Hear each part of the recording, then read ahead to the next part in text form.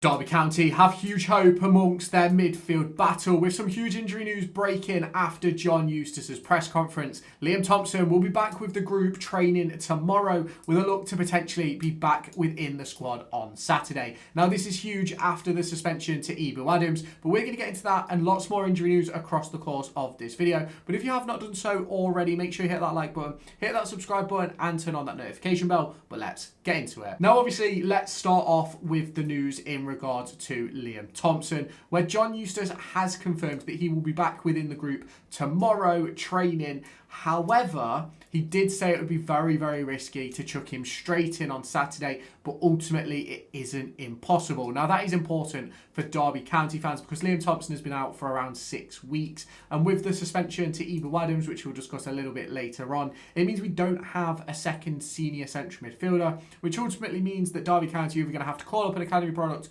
or play someone out of position. Now should we get into talking about the injuries and how Agyemang's suspension affects Derby County. Now obviously let's talk about one of the most important injuries that Derby County have faced over the course of the start of this season, and that is Sondre Langas. Now he made his return to action, I believe he was on the bench for Oxford, but he made his return to the game on Tuesday where he came on for 45 minutes up against Norwich City and ultimately was the massive change for Derby County, and they were absolutely unbelievable.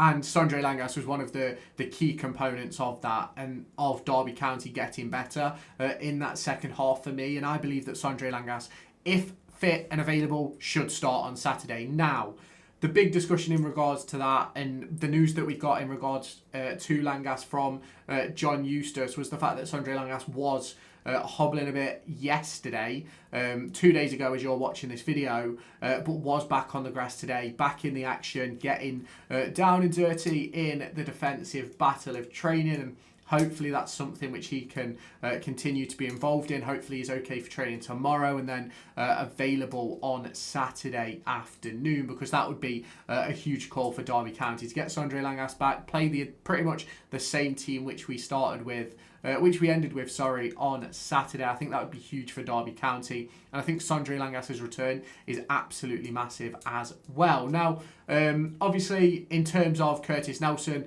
he is still unregistered, but I believe he's now back training with the group. We are anticipating that he'll be playing with the B team and the under-21s before integrating fully back with the senior squad. However, anything could change before then, but ultimately I don't believe he can be registered until around January anyway, so I doubt we'll see Curtis Nelson anywhere important over the course of the next few weeks. We didn't actually get ourselves an update in regards to Owen Beck, who about a week ago, literally was a week ago actually, it was the Oxford press conference where we was told that Owen Beck, they were still hopeful that it was about a week away, but he wasn't quite ready for Oxford, and ultimately we've had no update on that. So my assumption on the matter is that Owen Beck isn't going to be available for Saturday, probably more likely to be available for the game a week on Saturday, which I believe is Sheffield United. However, you can confirm that for me down in the comments. Now, obviously, a big talking point in regards to Corey Blackett-Taylor. I can't actually remember if he was in the squad on Tuesday, sorry. So let's just go and check that out because I do think it's interesting to discuss Corey Blackett-Taylor. Because if we do move to this 3-4-3, yes, he was on the bench. If we do move to this 3-4-3, which we played, he is a perfect option behind Carlton Morris with Agyemang one side, Blackett-Taylor the other, in my opinion. He's a brilliant option off the bench for late on in the day. However, you don't want to rush too much from him. You don't want to expect too much from him either, really. But let's sort of give him the time of day to get back fit and make sure he's fully available to go. Obviously, I believe, how long has he played? Did he play half an hour against Oxford? And I thought he was fairly decent, to be completely honest. But we will have to wait and see sort of how that goes as things continue heading into this weekend. I do believe that Corey Blackett-Taylor will be a huge re-addition to the squad, just like Sondre Langas, just like the likes of Lars, Jørgen, Salvesen, Patrick Agyemang, and the likes of Rhian Brewster. However, it's really important that we do discuss the Liam Thompson, the Ebel Adams situation, and Lewis Travis. Lewis Travis is still out for probably the next 4 to 5 weeks, which is obviously, it's hugely disappointing. It really is, not having Lewis Travis available, because I do believe that he is one of our better midfielders. But ultimately, it gave a great opportunity for David Ozo, a great opportunity for Ebel Adams. But then Ebel Adams goes and picks up that yellow card on Tuesday, which opens up the door for somebody else to take that spot. And ultimately, whatever happens on Saturday, do I believe that Ebel Adams comes straight back in a week on Saturday? All things considered, I don't really know. Now, Liam Thompson being back within the group tomorrow for training, well, today as you're watching this video, I think is absolutely huge, because Liam Thompson can have a huge impact on Derby County. I think if we go back to last year, I made a few videos about Liam Thompson and sort of the impact that he had at Derby County and the impact that he could have in that midfield battle. I said that he was, in my opinion, one of the most important cogs of that midfield with Harrison Armstrong and Ebel Adams. I think if you look back to the results last season, when Liam Thompson didn't play under John Eustace, we were a much worse side.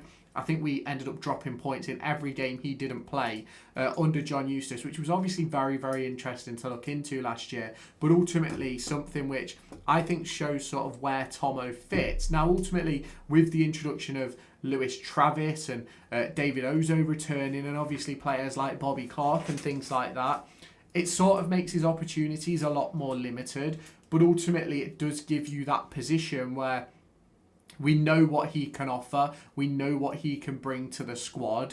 And John Eustace knows that he can trust him. And I think that we can trust him as well, to be completely honest. Now, obviously, with him being an academy product, he does get a little bit of bias from the Derby County fans. I'm not going to turn around myself and say that he's one of the best players in the league, because I certainly don't believe he is. I don't even believe he's one of the best players in our squad. But I think there's something about him which just gives a little bit of calmness to the midfield, and he's just got a knack for being in the right position, in my opinion. Now, many people have spoke about sort of like being lightweight and defensive frailties and things like that around a player like Kenzo Haldmine, but I think it's really important to note that Liam Thompson and Kenzo had very similar defensive stats last year, even though Liam Thompson was seen as a much more solid option. I think it all depends on the way you sort of look at the way you shape up your midfield and what you're sort of expecting from those deeper midfielders. Now, obviously, I'm not expecting Liam Thompson to start on Saturday. I'd probably be very surprised if he was on the bench, to be completely honest. In fact, no, he'll probably be on the bench, but I'd be very surprised if he actually made it onto the field of play, to be completely honest. Now, that is obviously a huge talking point and something which we will discuss tomorrow on live, tonight on live, tomorrow morning, depending on the situation. I might have to, I might not be able to do the live stream tonight, but we will be live for Foot Champs on Twitch, but I might not be able to do the early live for Derby. But it's one of those that certainly will be discussed over the course of the next few days. Now, obviously, if you have not done so already, hit the like button, hit the subscribe button, and turn on that notification bell. Let me know your thoughts down in the comments, and I'll catch you in the next one. Bye-bye, guys.